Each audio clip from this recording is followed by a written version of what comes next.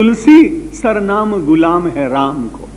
जब भी कोई परिचय दे तो ये कहे तुलसी भगवान राम का गुलाम है, भगवान राम का सेवक है, राम के साथ जुड़ा हुआ तुलसी अपने जीवन को धन्य मानता है।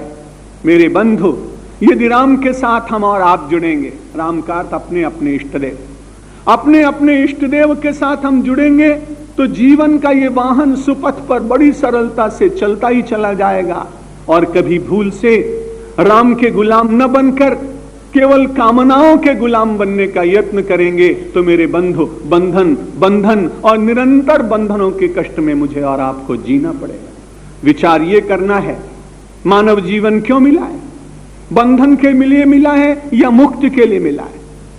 यदि मुक्ति के लिए मिला है तो उस मुक्ति का प्रयत्न मानव को प्रारंभ से ही करना चाहिए। कुछ लोग कई बार ऐसा कहते हैं 50 वर्ष हो जाने के बाद फिर तैयारी करेंगे, लेकिन ये आपको मालूम है कि आप 50 वर्ष तक रहेंगे? ऐसा कोई निश्चित रूप से आपको कोई प्रमाण पत्र दिया गया है?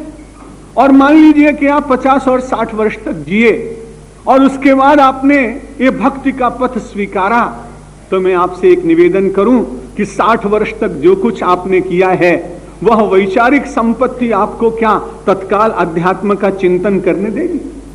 वो तो निरंतर आपके मस्तिष्क को चंचल बनाएगी।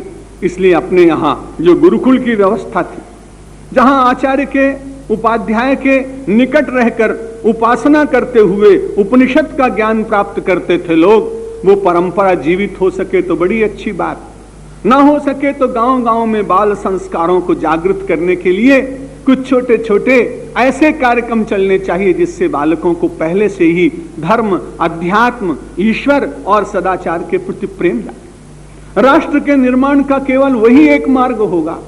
यदि केवल 50 वर्ष से अधिक के लोग कथा और प्रवचन सुनेंगे तो बड़ी अच्छी बात है, उनका तो जीवन सुधर ही रहा है, बहुत अच्छा है, लेकिन जो देश की तरुणाई है उसमें जागृति आनी चाहिए।